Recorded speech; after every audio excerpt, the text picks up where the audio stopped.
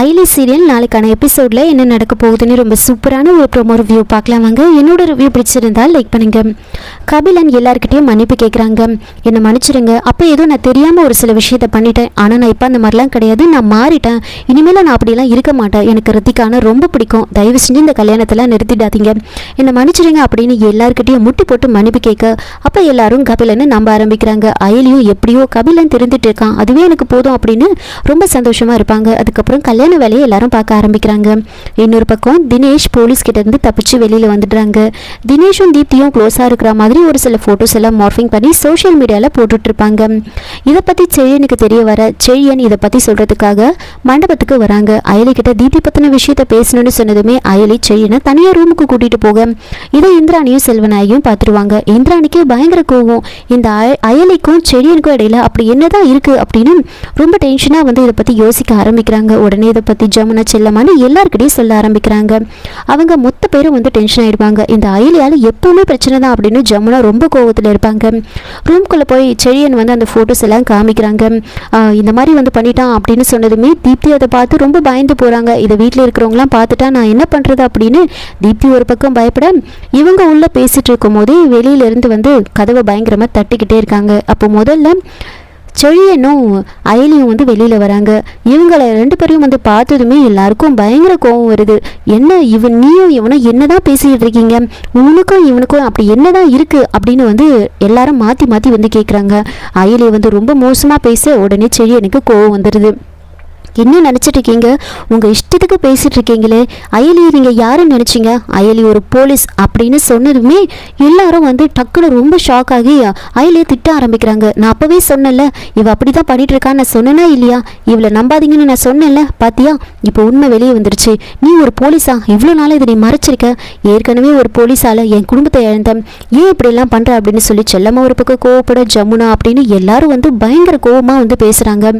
எல்லாரும் பேசினதை பார்த்ததுமே செழியன் உஷாராயிடுறாரு. அச்சோ நாம தெரியாம தப்பான நேரத்தில் வந்து நம்ம இப்படி சொல்லிட்டோமே அப்படின்னு உடனே செழியன் அப்படியே மாற்றி பேசுறாரு. என்ன நீங்க எல்லாருமே வந்து இப்படி பேசுறீங்களே, எந்த விஷயத்தையுமே முழுசாவே கேட்க மாட்டீங்களா, நான் சொல்றது கொஞ்சம் முழுசா கேளுங்க அப்படின்னு சொல்ல உடனே வந்துட்டு எல்லாரும் அமைதியாகிறாங்க. ஒரு ஸ்கூல்ல வந்து ஒரு சின்ன பிரச்சனை, இவங்க ஒரு போலீஸ் கம்ப்ளைண்ட் கொடுத்துருந்தாங்க. சரியா என்ன வந்து ஹெல்ப் வந்து கேட்டாங்க, அதை பற்றி பேசுறதுக்காக தான் நான் வந்தேன், அதுக்குள்ளே நீங்கள் ஏன் இப்படி பேசுறீங்க அப்படின்னு சொல்லி அப்படியே வந்து மாற்றி பேசுகிறாங்க. உடனே வந்துட்டு செழியன் இதை பற்றி சொல்லிட்டு அங்கேருந்து வந்து போயிடுவாங்க. இருந்தாலும் செழியன் இதை பற்றியே யோசிச்சுக்கிட்டு இருப்பாங்க. இந்நேரம் வந்து அயலி என்னென்ன பிரச்சனையெல்லாம் ஃபேஸ் பண்ணுறாலோ தெரியலையே அப்படின்னு யோசிச்சுக்கிட்டு இருக்கா.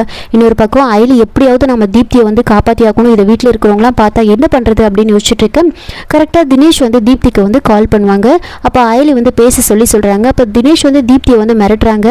என்ன சோஷியல் மீடியாவில் பார்த்தியா, உன்னோட ஃபோட்டோஸ் எல்லாம் எப்படி போட்டிருக்கேன்னு பார்த்தியா, அடுத்தது வீடியோ வந்து போட போகிறேன் அப்படின்னு சொன்னதுமே வீடியோவா, என்ன சொல்கிற நீ வந்து வாஷ்ரூமில் இருந்த வீடியோலாம் என்கிட்ட இருக்கு, நான் கண்டிப்பாக போட தான் போகிறேன் அப்படின்னு சொன்னதுமே அப்படி போடக்கூடாது அப்படின்னா நீ 5 லட்ச ரூபாய் பணத்தை எடுத்துக்கிட்டு உடனே வரணும், நீ கூட யாரையும் கூட்டிகிட்டு வரக்கூடாது, நீ மட்டும் பணத்தை எடுத்துகிட்டு வரல நான் கண்டிப்பாக அந்த வீடியோவை போடுவேன் அப்படின்னு சொல்லி மிரட்ட அயலி ஒரு பக்கம் இங்கே பாரு, தேவையில்லாத வேலையெல்லாம் நீ பண்ணிக்கிட்டு இருக்க, ஒழுங்காக வந்து போலீஸில் சரண்டர் ஆகிடும், அவ்வளோதான், இல்லைனா உன்னை என்ன பண்ணுவேன்னு தெரியாது அப்படின்னு சொல்ல இங்கே பாருங்கள் நீங்கள் பணத்தை எடுத்துகிட்டு வாங்க, இல்லைன்னா நான் ஃபோட்டோஸ் வீடியோஸ் எல்லாத்தையும் வந்து நான் போட்டுருவேன் அப்படின்னு சொல்லி மிரட்டுறாங்க. உடனே வந்து ஃபோனை வந்து கட் பண்ணிடுவாங்க. அயலி என்ன பண்ணுறதுன்னு யோசிக்கிறாங்க. முதல்ல இது உண்மையா, உன்னை பற்றின வீடியோ வந்து அவங்ககிட்ட இருக்கா அப்படின்னு வந்து தீப்தி கிட்ட கேட்க ஒரு முறை காலேஜில் ட்ரிப் போயிருந்தோம், அப்போ அவனும் வந்திருந்தான், அப்போ ஏதாவது எடுத்துகிட்டு போனோம் என்னவோ அப்படின்னு வந்து தீப்தி பயப்பட ஆரம்பிக்கிறாங்க. அப்போ நாம் இதில் ரிஸ்க் எடுக்க முடியாது, கொஞ்சம் உஷாராக தான் இருக்கணும், அவன் சொன்ன மாதிரி நாம் பணத்தை வந்து ரெடி பண்ணி எடுத்துகிட்டு போகிற மாதிரி தான் அவனை நாம் வந்து ட்ராப் பண்ணணும், எப்படியாவது பிடிக்கணும் அப்படின்னு வந்து சொல்கிறாங்க. சரி பணத்துக்கு இப்போ நாம் என்ன பண்ணுறது அப்படின்னு கேட்க அப்போது ரித்திகாவோட கல்யாணத்துக்காக கொடுக்கறதுக்காக வந்து அவங்க அப்பா பணத்தை அயலி கிட்ட கொடுத்து வைக்க சொல்லி பீரோவில் வைக்க சொல்லியிருப்பாரு.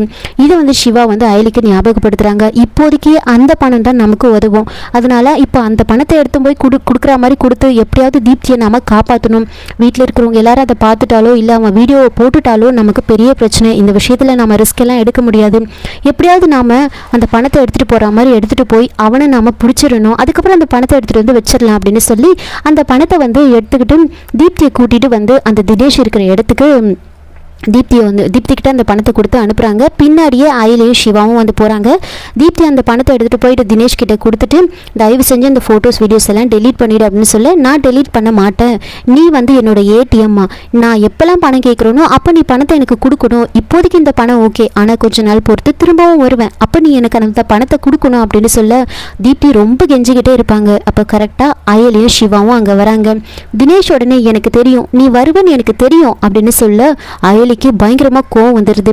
உன்னால் என்னை வந்து எதுவுமே பண்ண முடியாது அப்படின்னு சொல்ல டக்குன்னு அயலி துப்பாக்கி எடுத்து அந்த தினேஷை வந்து சுடுறதுக்காக போகிறாங்க.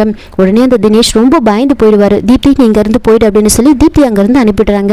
அந்த தினேஷ் அடி அடின்னு அடிச்சு உனக்கு எவ்வளோ தைரியம் இருந்தால் இந்த மாதிரி நீ மிரட்டுவ, லவ்ன்ற பேரை சொல்லி ஏமாத்துறியா, நீ ஒழுங்காக உன்னோட ஃபோனு கூட அப்படின்னு சொல்லி தினேஷோட ஃபோனை வாங்கி பார்க்குறாங்க.